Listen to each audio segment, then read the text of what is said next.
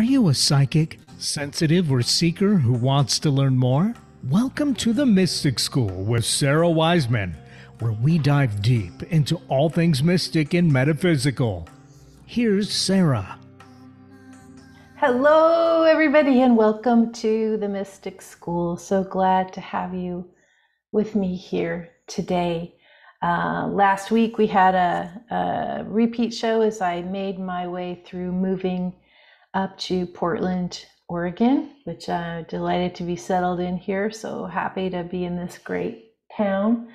And so today we're starting fresh from a new location, a little bit slightly north on the map. Today we're talking about the mystic seeks solitude.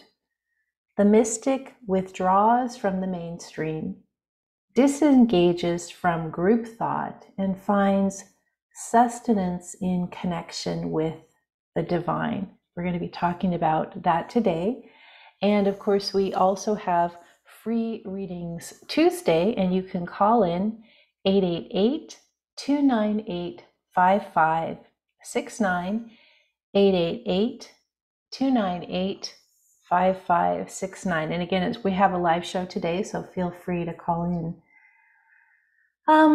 I want to talk about this idea of the mystic seeks solitude because it's important, and it's interesting because we think of solitude as needing to be the monk going into the cave and meditating for 20 years, or the person that goes to the hut in the forest and, just kind of hides out for some period of time, or even you or me ourselves hiding out, going home, isolating, getting into a quiet place, or going out into nature and finding some kind of place where there's no other humans around. And in fact, solitude does not really require being alone or being private in any way. When you know how to have this direct connection to the universe, this piece of solitude, of being alone together, or being internal even in the without, or being private even in group, is just very easy to do. And so we take away this idea that we have to change our outer environment in order to go internal. The other thing is solitude is not going into mind. I mean, what's the point of spending all this time going into sacred space or private space or quiet space and then just sitting with our thoughts as they just buzz around forever about nothing, about just the drama and the distraction of our daily life? There's no point in that. I mean, you can do that. Lots of us do all the time. But what's the point of being in that swirl of distraction? This idea of the mystic withdraws from the mainstream and withdraws from group thought. And here's where the bigger piece is. So much of what's going through our head, through our mind, ego, personality, is what society is offering or what society is reflecting back. So it's sort of like everybody's got all their ego projections out in front, and that's what we're connecting to. But that's just all unimportant stuff. That's just all temporary. The outer form is really not particularly useful. Where we really want to go is deeper. We want to go into soul self, and we want to pay attention to our connection there. So when we become solitary, when we become solitary, we're connecting into our soul self. And then because our soul is not individual, it's part of the great oneness of all souls, we have a really different experience. And this is why even if you're driving in a really rough part of town, or you're in a place where there's a lot of noise, or you're in a situation that's very chaotic, or you're at work and it's really busy, instead of connecting into instead of connecting into the outer shell, which is the mainstream, which is the ego personality projection that everyone's got going on, we connect in on a deeper level. And this is available to us all the time. And in fact, I would suggest that you can do this at all times, anywhere. These ideas that miracles are happening all the time, it's really, really, really true. I was taking a bunch of boxes back to this super U-Haul center, U-Haul super center the other day. And so my car was stacked full of boxes and it was pretty hot, and I was just like, this is just going to be not so great to do this task. And I got there and I just decided, you know what, I can do this from my egoic, complainy, put upon self, was tired of having to do this task, or I can do this from this task of being a soul, having to trek these boxes up to the giveaway box and so forth. And I did it from that point. And, you know, I had a really different experience when I sought solitude out of this mainstream that was there and went into inner self, soul self, and went to that level. And it was actually enjoyable. It was fun to take the big U-Haul cart, take the boxes out of the car and wheel the U-Haul cart into the building and put them in the special box. It was fun, like a kid doing this task for the first time. And I was like, I kind of had this feeling like, I wish I had more boxes. I'd kind of like to do that again. So all of this because of the twist of mainstream thought, oh, a chore, returning the boxes, egoic personality perspective out there going, this is going to be a drag, it's going to be hard, I'm going to be sweaty. Letting soul self lead, this is interesting, I don't do this every day, this is an experience. And it was completely different. I just ask that you consider this idea of going into solitude, going into solitude, when you're in places that you think soul can't be found. Today, when you're out and about and you're thinking, there's no way my soul can be activated or felt in this traffic jam, and there's no way in this big store that I can feel heart love or I can feel soul expansion. It's incorrect. Everywhere you are, in every moment, it's possible. So our goal is to connect to that place all the time. All right, so in terms of housekeeping, we do have a free mini course, The Magic of Blind Readings, I think is what it's called. It's at the website, sarahwiseman.com.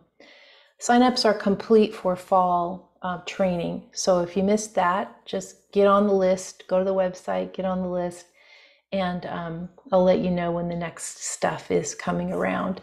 Alrighty, let us go to the phones. And again, it's sarahwiseman.com. We've got Malika calling from Atlanta. Malika, welcome to the program. Hi, thank you for having me. Yeah, thanks for your patience. Have I talked to you long ago?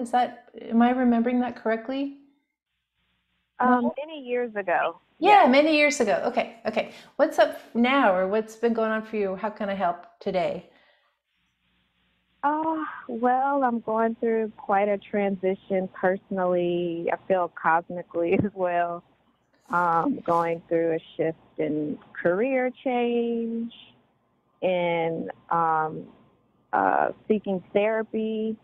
Since the last time I spoke to you, my family went through a huge tragedy where we lost 3 members of our family in one day.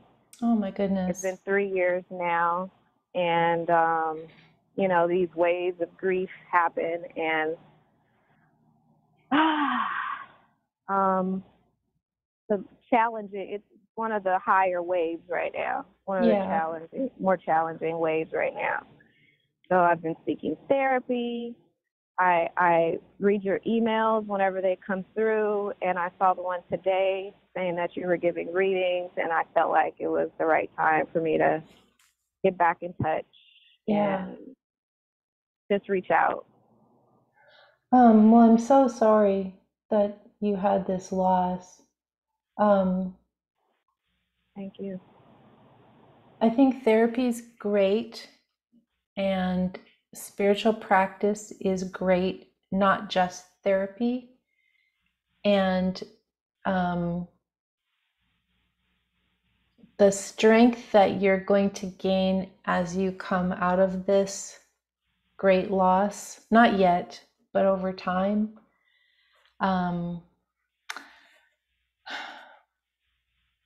like from great pain comes great understanding, and this is what you're getting now, even though it seems like a really horrible way to have to be given this level of understanding.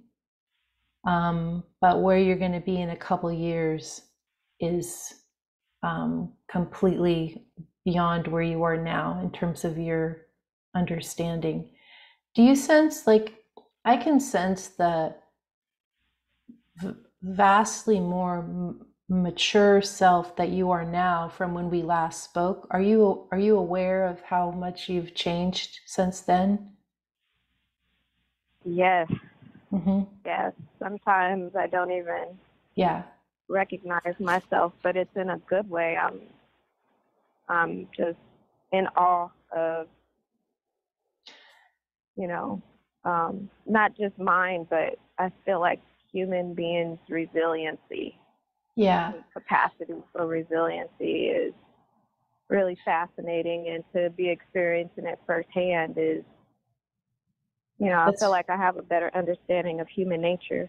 Yeah, it's like your ability to have compassion has like exponentially expanded, not just for yourself or for those you know, but for like the whole.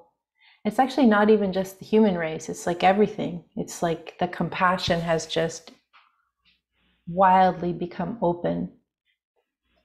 So I don't understand why we have to have pain to get to this, but it seems like it's kind of what most people have to have, is these really, really rough patches, and then we open through those. So I guess just have hope, like notice how far you've come already, and that's going to increase as you continue. So that's, I will. Yeah. And therapy's amazing, right? But it'd be great for you to be in a spiritual support group of some kind. It doesn't even matter what kind it is at this point. You just need to have something that is sort of forcing your connection every week or a couple times a week. Like, it just go to something with other people around, and that will be really useful to you right now. Even if it's like you don't even agree with what they're teaching, just keep going. Just that joy factor needs to be brought in once a week and just sort of downloaded into you. Like, don't isolate. I'm glad you brought that up. I was attending virtual church for a while, and I took a break for the last few weeks. So thank you for reminding me that I need to tap back into that support network. Yeah, we got to help each other for sure. That is a lot of what we're doing now, is everybody's lifting each other up, and that's how we do it. So, well, Malika, keep us posted, and things are going to get easier, and I'm holding space for you. So just keep going. Thank you. Thank you, Sarah. It's nice to talk to you again. Yeah, thanks for calling. Thank you. Yeah, that's rough. Let's go to, I have a lot of thoughts there, but I'm going to just keep going. Let's go to Grace from Illinois. Grace, welcome to the program. Hi. Hi, thanks for your patience. Yes, go ahead. What can I help you out with today? Thanks for having me on the show. This is my first time actually listening to you. My mom is a big fan, so I'm excited to hear Okay. what you have to say. What I want to know is, how can I become more connected with myself and finding my passion and what I'm good at, and then taking that and putting it into reality in real life. I'm an artist, but I find myself not creating that much lately. So I just want to really figure out, like, what do I love, or like what do you think or feel is like a good direction for me to align myself as an artist? So what I'm receiving for you is, don't identify too hard with being an artist. Like, you can be an artist, but you don't have to identify with that as your whole thing.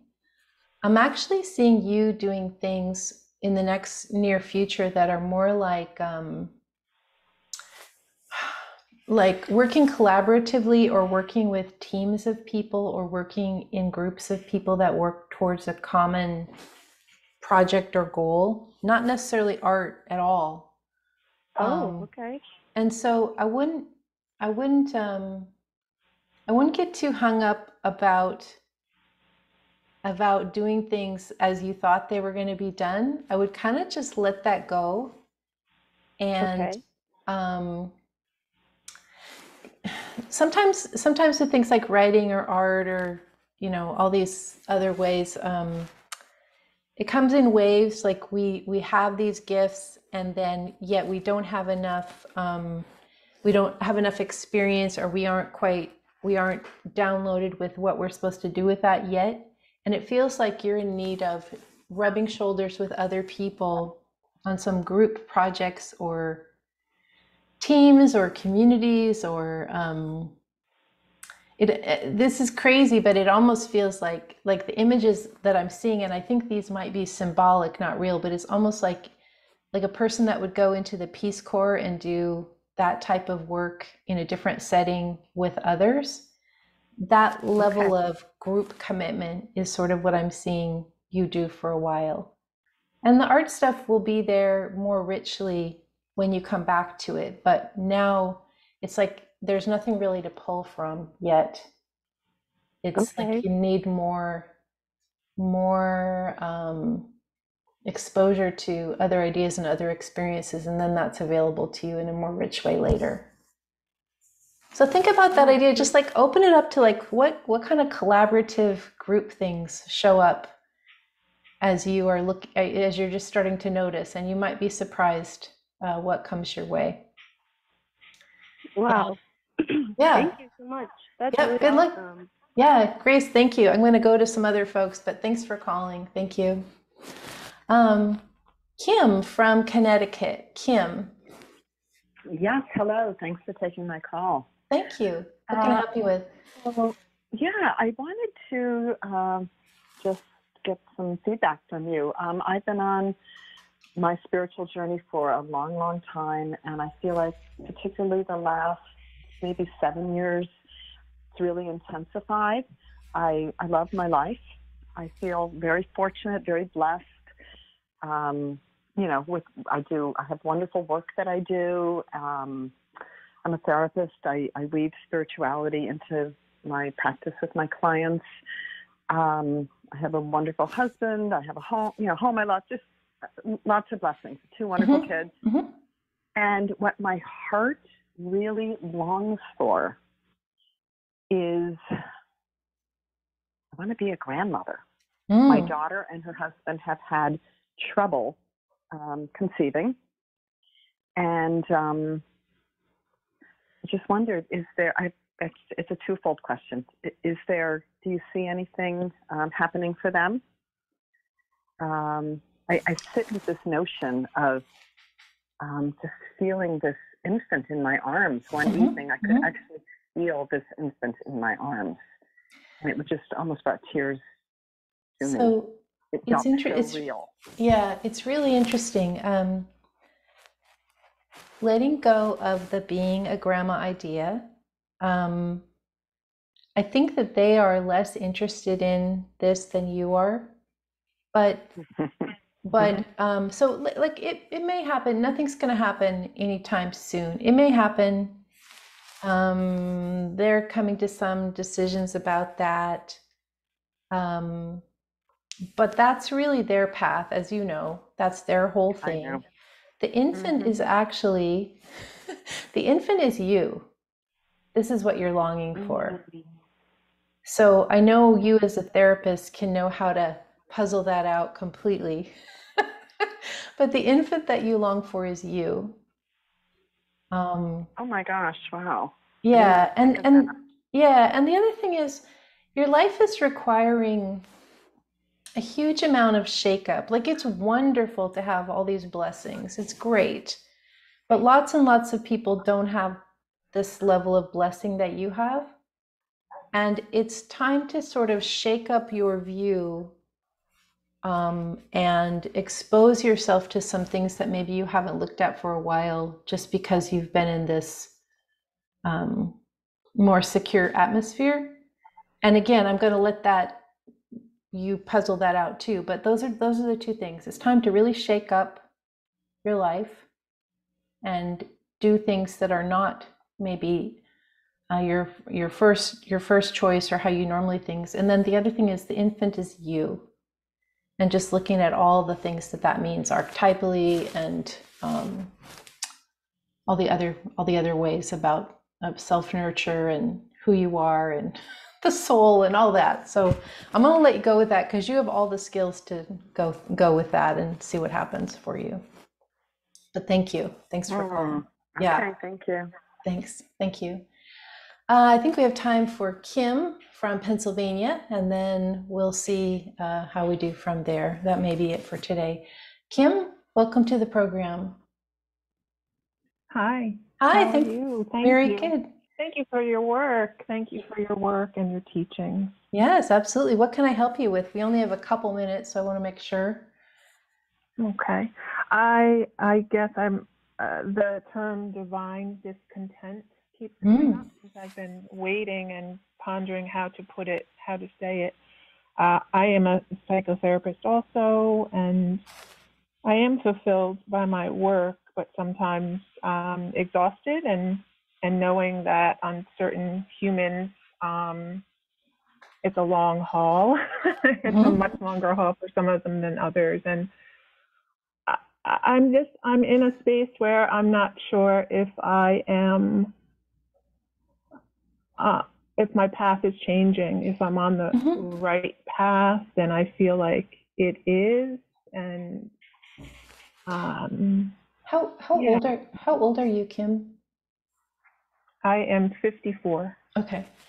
Yeah, this is about your path is changing, but your role as a sage, sage healer, counselor is not changing, but the clients that you have are going to be changing to a more interesting level of clients for you. You've kind of just run the gamut of a certain level of clients, and you're looking for people with more awareness. So it's going to require that you dip into awareness practices for yourself. And then as you do that, your clientele is going to shift. So you're going to have to do a lot of outward exploration, going to groups. Some will work, some won't work, going to teachings, going to training, different than you've done before. And after a certain level of sort of raising your own vibrational level, you're going to come back to a clientele that's shifted and changed. It's going to be working on some things that are more interesting to you. So it's like you're just going to the next level, but part of it is you're going to have to educate yourself, not with certification, but with your own exploration of some different practices. So yeah, you're right in sensing it's changing, but there are some steps that you're going to have to take to not let the change just drag out forever, kind of speed it up a little, which you'll enjoy more. So consider that. Okay. Yeah, like Okay. and all the things that you are meant to do are pretty much non-certifiable, non-professional. Like energy healing would be good for you, or Oh gosh. yeah, Yeah. yeah, that kind of Thank that you. kind of Thank you thing. for that validation and that message. Yeah, perfect. Oh Yeah, gosh, that's so all of that perfect. realm is exactly what to go with. So, and just explore, and then things will change. Hey, thank you so much for calling. I wish you the best. Thank Thank you. you. Thanks. Blessings, Sarah. Thank you. Yeah, absolutely.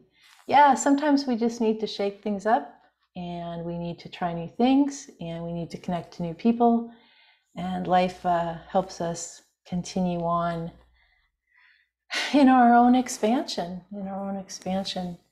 Everybody, you've been listening to me, Sarah Wiseman. I teach spiritual intuition. You will find me at sarahwiseman.com.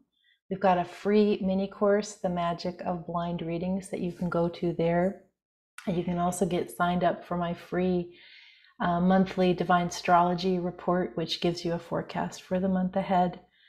Everyone, have a wonderful, beautiful September day. And we will look forward to being with you next week with more of the Mystic School. Thanks for listening.